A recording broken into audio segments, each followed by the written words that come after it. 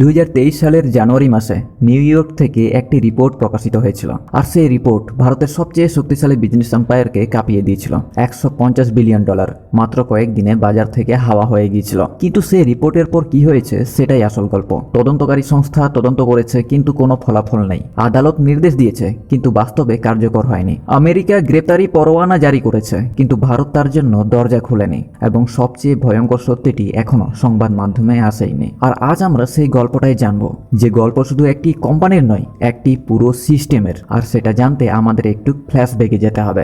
নমস্কার, আমি পবিত্র আর আপনারা দেখছেন xenon vibe.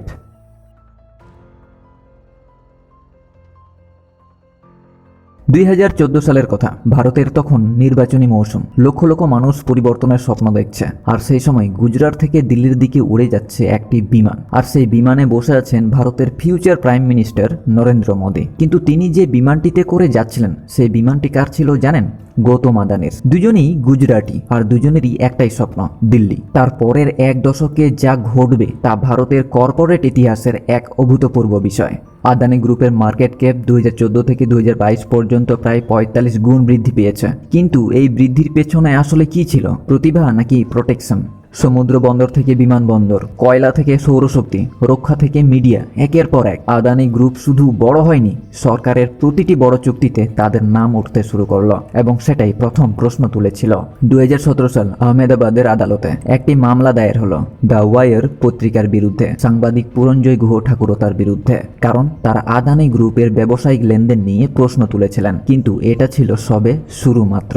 Reporters without borders বা RSF এর তথ্য বলছে, পরবর্তী 9 বছরে অন্তত 10টি এরকম মামলা হয়েছে 15 জন সাংবাদিকের বিরুদ্ধে। আদানি গ্রুপের এগেনস্টে কেউ প্রশ্ন করলেই মামলা। এটা কি কোনো কাকতালীয় মনে হয় আপনার? স্ল্যাব মামলা, স্ট্র্যাটেজিক লো সুইট এগেনস্ট পাবলিক পার্টিসিপেশন। এর উদ্দেশ্য হলো আইনি খরচ এবং মানসিক চাপের মাধ্যমে সমালোচকদের নীরব করা। এর ফলাফলের চেয়ে প্রক্রিয়াটাই হলো এদের সবচেয়ে বড় শাস্তি। আর তখনই সবচেয়ে চিন্তার বিষয়টি সামনে আসে। এনডিটিভি, ভারতের শেষ বড় স্বাধীন সংবাদ মাধ্যম, 2022 সালের আগস্টে আদানির AMG মিডিয়া নেটওয়ার্কস এনডিটিভির একটি হোস্টাইল টেক ওভার শুরু করল।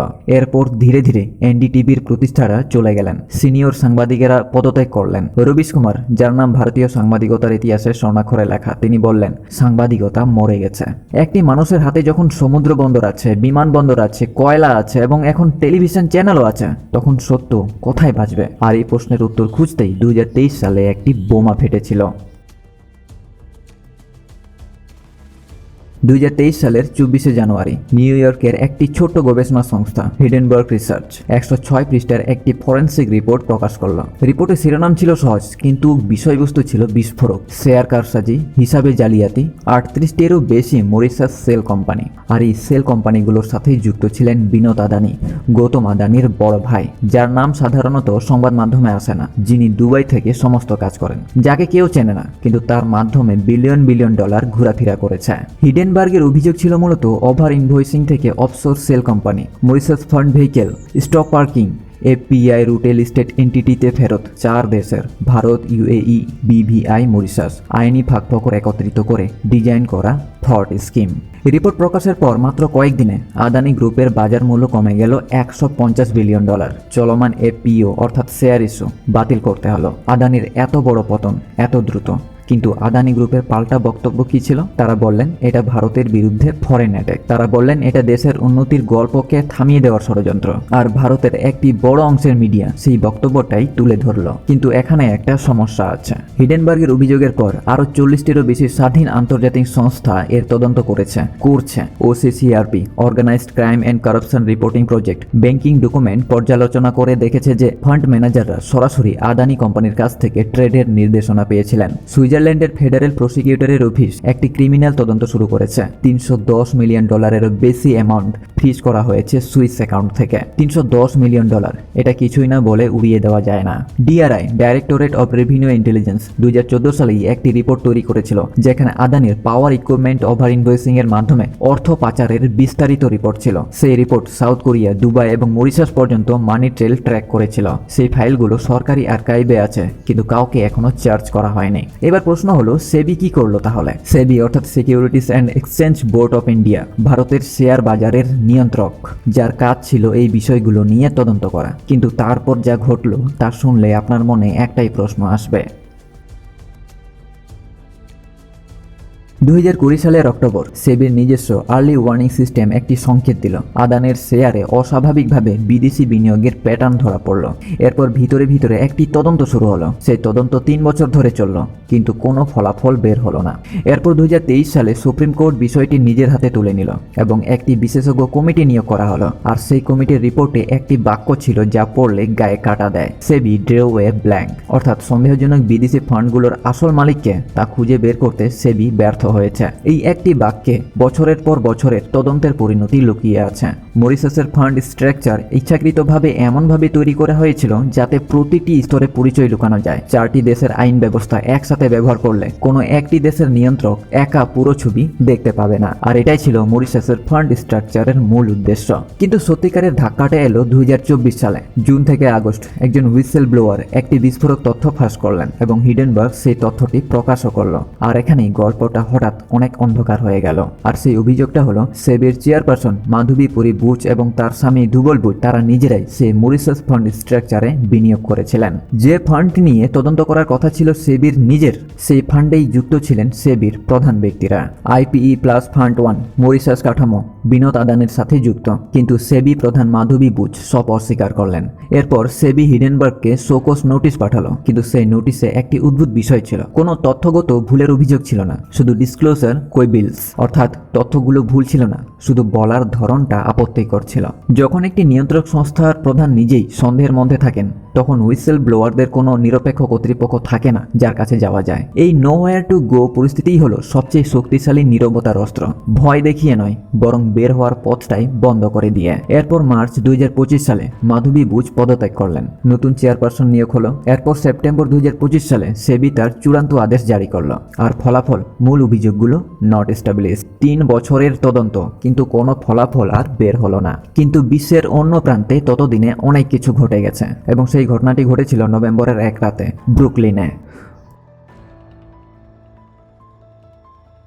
2024 সালের 20 নভেম্বর ব্রুকলিনের New York Eastern District Court মার্কিন বিচার বিভাগ একটি 5 দফা অভিযোগ আনসিল করলো। আর অভিযুক্তের নাম গৌতম আদানি, তার সাথে ভাতিজা সাগর আদানি এবং আরো 6 জন সহযোগী। অভিযোগগুলো এক এক করে পড়লে বুকটা ভারী হয়ে আসে।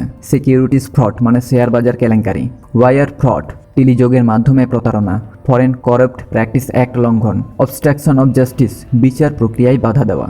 এই অভিযোগ অনুযায়ী ভারতীয় সরকারি কর্মকর্তাদের ঘুষ দেওয়া হয়েছিল সৌরশক্তির চুক্তি পাওয়ার জন্য এবং সেই চুক্তির তথ্য আমেরিকান বিনিয়োগকারীদের কাছে লুকানো হয়েছিল।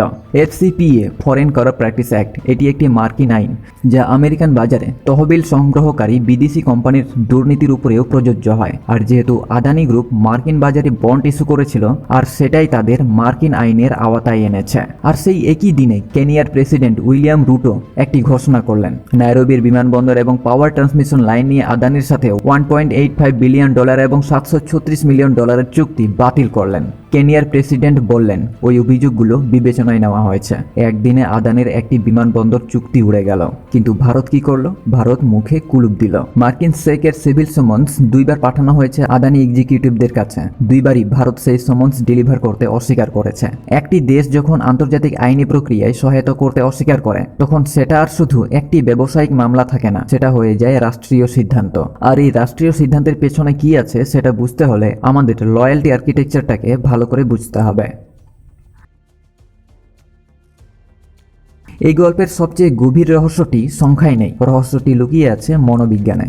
কেন এত মানুষ চুপ থাকে? কেন কোনো ইনসাইডার বেরিয়ে এসে সত্য বলে না?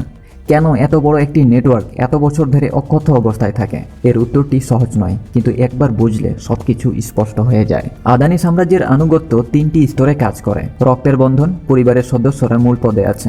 আর্থিক পরিচয়, সহযোগীদের সম্পদ আদানির শেয়ারে আটকে আছে। আইনি আতঙ্ক, সমালোচনা করলে মামলা। প্রথম স্তরে বলেছিলাম রক্তের বন্ধন, রাজেশ আদানি গৌতমের ভাই, সাগর আদানি গৌতমের ভাতিজা, বিনোদ আদানি বড় ভাই অফশোর আর্কিটেকচারের অভিযুক্ত স্থপতি। ব্লুমবার্গ রিপোর্ট করেছে বোর্ড ডাইভার্সিফিকেশন বলতে ফাউন্ডার্স ইনার সার্কেল থেকে, বাইরের কাউকে নেওয়া বোঝায় না। আনুগত্য শুরু হয় রক্ত দিয়ে। দ্বিতীয় স্তর আর্থিক পরিচয়। OCCRP এর তদন্তে উঠে এসেছে চেং চাংলিং এবং নাসের আলী সাবেন আলীর নাম। দুজনই আদানি পরিবারের ঘনিষ্ঠ। তারা হেজ ফান্ডের মাধ্যমে আদানির শেয়ারে কোটি কোটি টাকা বিনিয়োগ করেছিলেন। তাদের পুরো আর্থিক পরিচয় আদানির বেঁচে থাকার ওপর নির্ভরশীল হয়ে আছে। যদি আদানি পড়ে যায় তারাও পড়ে যায়। আর এটা কোনো ভয় নয়, এটা অস্তিত্বের প্রশ্ন। এই ধরনের লয়্যালটি আর্কিটেকচারে মানুষ বেরিয়ে আসে না, কারণ বের হওয়া মানে শুধু চাকরি হারানো নয়, সব কিছু হারানো। আর্থিক পরিচয়, সামাজিক স্থান, পরিবারের নিরাপত্তা, সিস্টেমটি এমনভাবে তৈরি করা হয়েছে যে ভেতরে থাকাই একমাত্র যুক্তিসঙ্গত পছন্দ মনে হয়। আর তৃতীয় স্তরে আছে আইনি আতঙ্ক। 15 জন সাংবাদিক, 10টি মামলা, বছরের পর বছর আদালতে যাওয়া আসা। কারো কারো পত্রিকা বন্ধ হয়ে গেছে, কারো কারো কেরিয়ার শেষ হয়ে গেছে। মামলার ফলাফল জেতা নয়, মামলার প্রক্রিয়াটাই হলো সবচেয়ে বড় শাস্তি। এবং চতুর্থ স্তর হলো সবচেয়ে অদৃশ্য, সবচেয়ে শক্তিশালী, তথ্যের নিয়ন্ত্রণ। এনডিটিভি এখন আদানির। ইন্ডিয়া টিভিতে আদানির অংশীদারিত্ব আছে। দ্য কোয়াইন্টে 49% অংশীদারিত্ব। IANS ওয়াইড সার্ভিস, যেটা থেকে শত শত পত্রিকার সংবাদ নেয়। RSF, ভারতের প্রেস ফ্রিডম ইন্ডেক্সে ভারতের স্থান 180টি দেশের মধ্যে 159তম। সমালোচনা করা কোনো কঠিন নয়, আসলে সমালোচনাটি প্রকাশ করার জায়গায় নেই। 3টি মহাদেশে এখন তদন্ত চলছে। আমেরিকায় ক্রিমিনাল ইন্ডিকমেন্ট, সুইজারল্যান্ডে ক্রিমিনাল তদন্ত, কেনিয়ায় চুক্তি বাতিল, ভারতের সেবি বলছে নট স্টাবলিশড।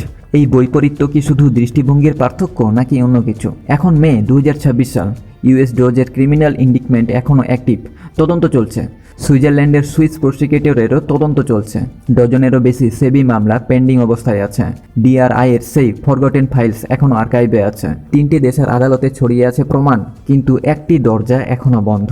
এখন আমার একটাই শেষ প্রশ্ন, যদি কোনো অপরাধ প্রমাণিত না হয়, যদি কোনো সাক্ষ্য না পাওয়া যায়, যদি কোনো ব্যক্তিকে দোষী সাব্যস্ত না করা হয়, তাহলে কি সত্যিই কিছু ঘটেনি, নাকি এটাই সিস্টেমের সাফল্য? ভাবুন আর আপনার মতামত কমেন্টে দিয়ে যান। আশা করি ভিডিওটা আপনাকে নতুন দৃষ্টিভঙ্গি দিয়েছে। ভিডিওটা ভালো লাগলে অবশ্যই কমেন্ট করে আপনার মতামত জানিয়ে যাবেন।